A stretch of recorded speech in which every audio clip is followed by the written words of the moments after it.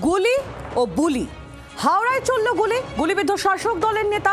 আবার জয়নগরে শাসক দলের নেতারই মুখে বুলি। দুটোর কোনোটাই ফিরে আসে না। আবাস কারা পাবেন না বেঁধে দিলেন ফর্মুলা। রেড়ে করে তেড়ে উঠেছে বিজেপি।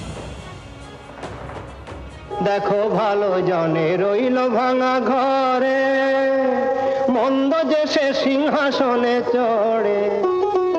ভাঙা ঘরে কারা থাকে? সরকারি প্রকল্প থাকা সত্ত্বেও ভাঙা ঘরই বা কেন থাকবে? 2025-এও এই দেওয়াল লিখন মুছছে না। আর যখন শাসক দলের নেতার ক্ষমতার অহংকার যোগ্য অযোগ্য ফারাক বোঝে না।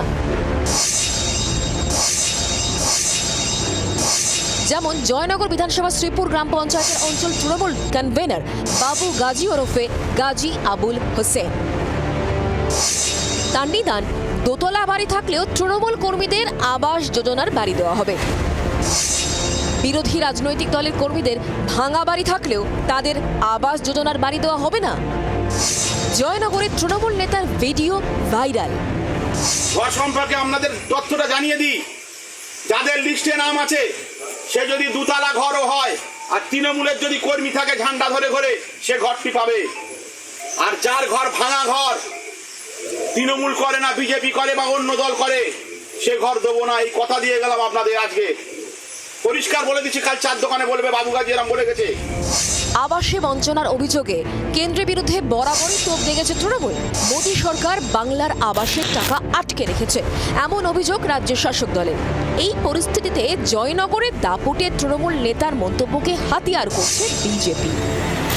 সত্যটা বলে ফেলেছে, তৃণমূল করো, আবাস যোজনার টাকা পাবে। দুতলা তিনতলা বাড়ি কার কত আছে ওসব দেখার দরকার নেই। অতএব আমরা মনে করি যদি সুস্থ প্রশাসন হয় তো অবিলম্বে এই বাবু গাজীকে গ্রেফতার করা দরকার।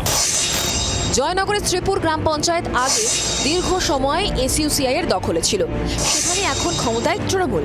ভাইরাল ভিডিও নিয়ে বিরোধীদের প্রশ্ন, জোর যার আবাস ঘর তার। তথাগত চক্রবর্তী রিপোর্ট, জি 24 ঘন্টা। বাংলার আওয়াজ, বাঙালির আবেগ, জি 24 ঘন্টা।